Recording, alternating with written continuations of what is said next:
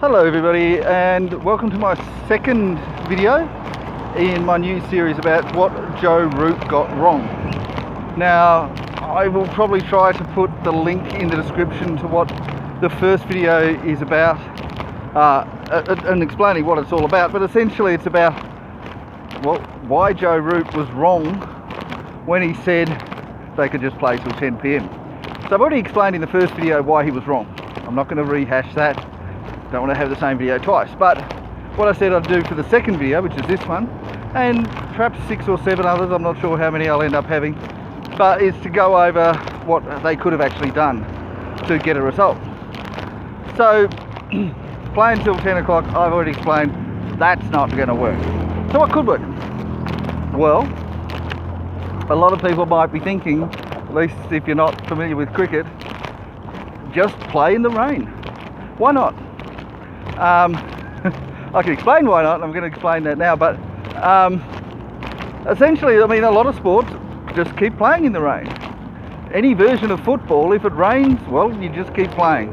There's different tactics when it's raining compared to when it's not, and you tend to have lower scores when it's raining because it's harder to throw the ball, kick the ball, whatever you're doing with the ball. But you can still play. Soccer, association football, also known as soccer and sometimes just football because they claim that all other football doesn't matter. They'll play in the rain. Australian football, which also until recently called itself just football, they play in the rain. Rugby plays in the rain, Gaelic football plays in the rain, American football plays in the rain. They all play in the rain. But not every sport plays in the rain. Tennis does not play in the rain. And the reason that tennis doesn't play in the rain is because they're using balls that can be hit extremely fast. And even though the ball itself is probably not going to hurt you too much if it's just lightly tossed to you, if it's smashed at you with a tennis racket, it could probably kill you. I don't know that anybody's ever died from being hit by a tennis ball, but it's certainly possible. I don't believe they play golf in the rain either because it'd be unfair. You're not going to get the same scores. Even though golf's usually not very dangerous, I mean, if it's in the rain and you can't see the ball properly and somebody else's golf ball comes hurtling towards you, it's probably going to be pretty dangerous. I mean, it's dangerous anyway. They usually have a bit of a gap between groups of players, but you know, in the rain, maybe you don't realise, maybe the gap is shortened. But it's also, so in golf, it's more about unfairness. So, you know, you might be able to get 72 when it's dry, but when it's raining you might go up to an 80 or an 85, and particularly in tournaments you're going to lose the match. You can play in the rain if you want to, if you're just a casual player. Most people don't. They go off when it's raining. In tennis they don't, in cricket they don't. And the reason why they don't for cricket is, well, there's 2 reasons. One is that it's unfair. As we were saying, it's unfair in golf because the score's going to be different. And let's say it rains while one team's batting, they're going to get much lower scores. It's hard to see the ball. It's going to just hit your wickets. You're not going to know what's going on. It's also harder to bowl. So you're going to have a lot of wides. They're going to go everywhere. It's harder to field. Everything's harder. But because of the way cricket is sort of designed, when it's harder for everyone, it's unfair on the batting side. So completely unfair there. If it was raining, and in the 4th test, which is the one that Joe Root was talking about, it was raining when Australia were batting. It would have been completely unfair on Australia. Australia would have been all out for nothing, or very, very low score. They might have luckily got their bat in the way. And it's unfair against fast bowling because you can't see it. And against spin bowling, how are you supposed to see the way the ball's spinning? You can't even see properly, so because of all the rain. Depending on how heavy the rain is, of course. But yeah, it's generally going to be pretty unfair. But probably the big reason why not, beyond the unfairness, is that it would be very dangerous. And I talked before, I just said how in tennis it would be very dangerous, potentially very dangerous, because of how hard the balls hit. Now tennis balls are a lot spongier, a lot softer than cricket balls. They're also hit a lot harder. The speed that they throw, or they hit their tennis balls, a lot faster than even the fastest fast bowler will bowl a cricket ball. But I mean, you know, it's not just the cricketer, the batsmen, it's also the fielders. Somebody skies a catch and you're a fielder and it's raining, you might get hit on the head. You could die. People have died playing cricket when they've been hit on the head, and even batsmen with helmets on there. I mean, there was a guy called Phil Hughes who played for Australia briefly, and when he was playing for his state, he was hit on the head with a helmet on, somehow nudged underneath the helmet, and he died. Not straight away, he was in a coma for like 3 days, I think, and then he was pronounced dead. So it's very dangerous, and that's with a helmet on as a batsman in dry weather, let alone if it was raining. It's not fair. So I know Joe Root didn't suggest that, but if anyone's thinking you can play in the wet, you can't. Potentially, it's mostly about the ball. So if you wanted to play in the rain and make it safe, you'd have to have a different kind of ball and probably a different kind of bat, and it'd probably be a pretty different sport. Yeah, I mean, even a tennis ball potentially is quite dangerous. Probably not really, but not with how fast they throw it and how fast they hit it, but then it'd work in a different way. So if you wanted to play in the wet playing cricket, you couldn't use a cricket ball. So yeah, a different sport. It'd be a different sport, and you probably have to change a lot of other things. So yeah, potentially there is a scope for wet weather cricket, but it wouldn't be the same. You couldn't just play it and then in the same game that you're playing dry weather cricket. It just wouldn't be fair. But one thing that they can do that I wanted to get onto is that they could just not cover the pitches. So what I mean by that is, like, let's say it rains, and instead of then spending another half an hour to an hour cleaning it all up, they just go on straight away. And instead of having the ground staff hurriedly put covers over the pitches and, you know, trying to make sure it doesn't leak and all that sort of stuff, they just don't bother, they just let it get wet. Now that might seem crazy, but that's what they used to do. So cricket has been played fairly professionally since 1630 or so, and Test cricket since 1877. And up until 1975, so fairly recently, they didn't cover pitches. Now maybe a fair portion of that they didn't have suitable covers, but even when they did, they weren't doing it. And even when countries were doing it, they started really doing about 1963, and England refused. So England was the standout, and we're talking about English grounds. So if you went in, let's say you went 1965, you went to the West Indies, they'd cover the pitches. I think West Indies. I'd have to check which countries did it, which didn't, but let's say, well, you went somewhere, you might get it covered, you might not. You went to England, it wouldn't be covered. Because England had possibly the best wet weather or wet pitch bowler in history, in Derek Underwood. So Derek Underwood was decent as a dry weather pitch bowler, or dry pitch bowler, but he was amazing on wet pitches.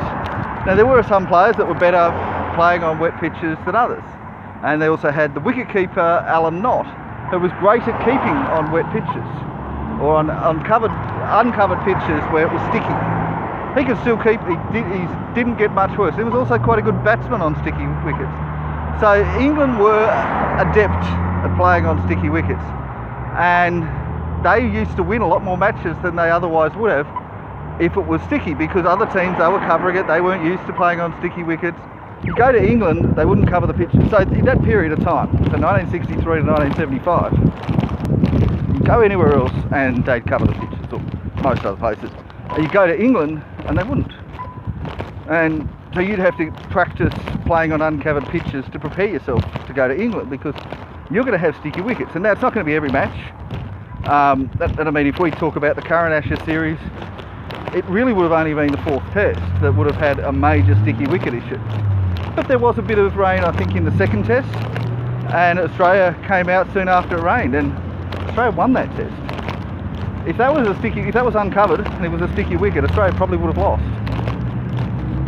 So instead of it being 2-1 up for Australia, it would have been 1-2. And then you add the fourth test, England would have won if it was uncovered pitch. The scoreline would currently be 1-3, 3-1 in favour of England if they didn't cover pitches. And it's interesting that Joe Root is not talking about this, because this most definitely did play in England's favour, because it rains more in England. Now, okay, it rains a lot in India as well, different times of the year, but they don't play during their monsoon season. So in their time of the year when it rains all the time, they don't play cricket. They just, that's the time of year you don't play. And because if they did, they wouldn't get much play in. But England, it tends to rain all year round, and even in summer. And so just the climate, maybe it's because they're on an island, I'm not sure why that rains so much, but I'm sure their annual rainfall's, you know, quite similar to other parts of the world, but they get a lot of rainy days in summer. And so if you're uncovered pitches, they're going to get used to it, they're going to get better at playing on them, and other teams are going to suffer. It's going to be an unfair, massive unfair advantage to England.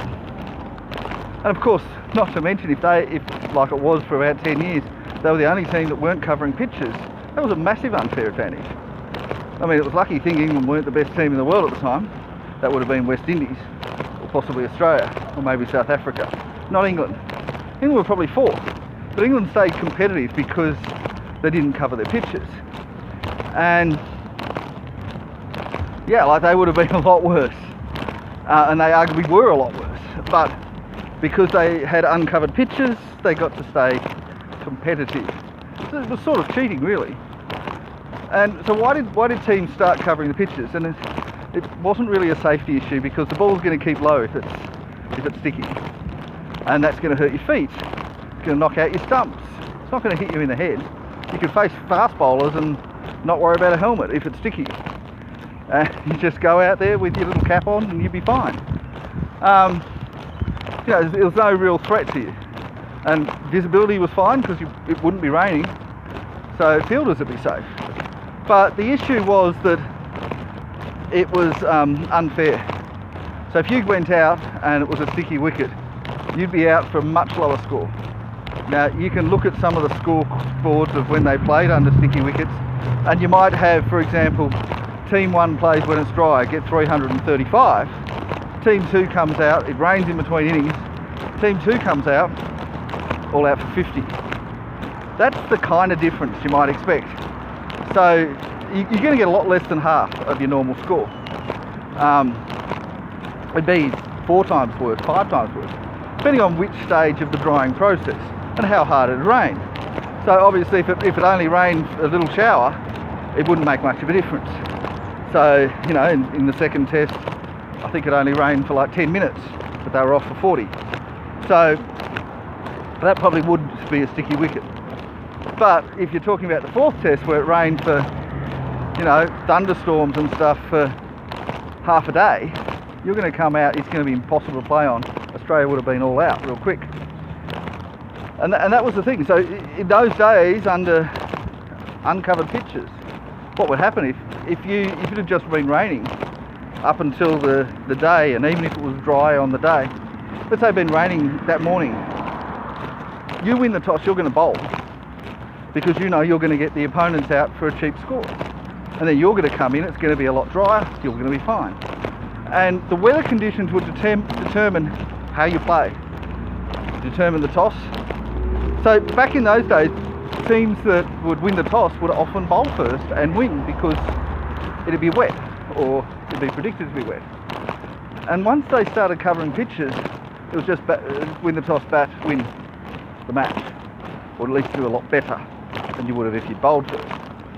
And it became a lot more boring, and a lot of players complained that they started covering pitches.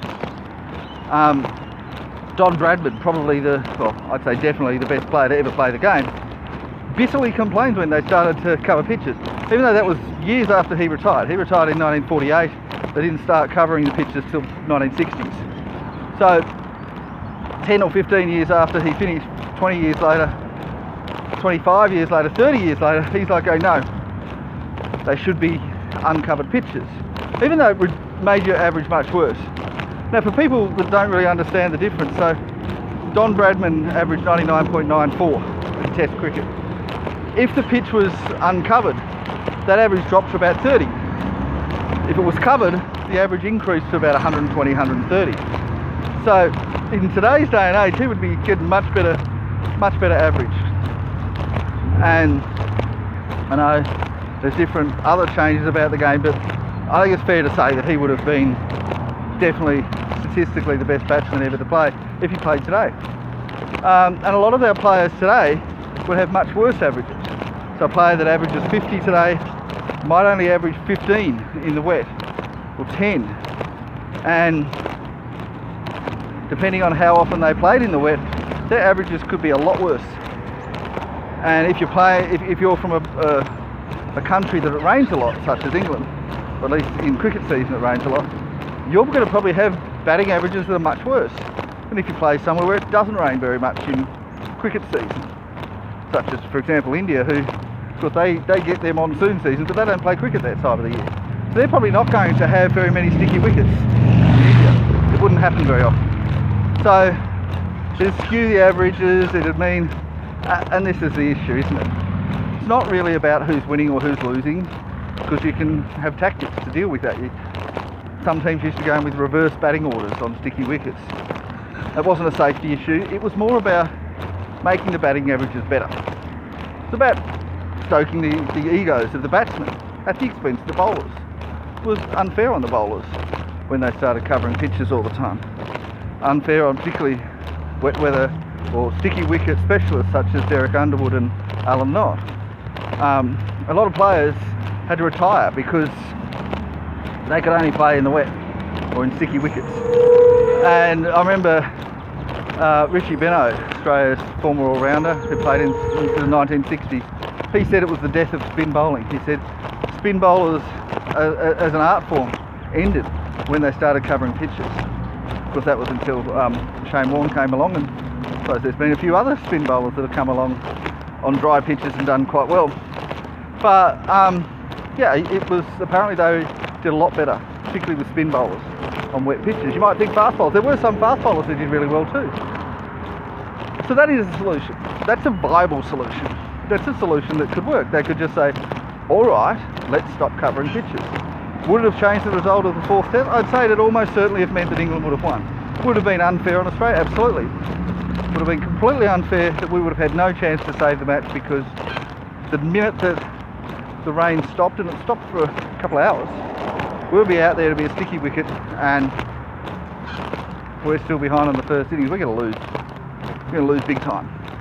There'd be no hope of drawing the match. We'd be gone.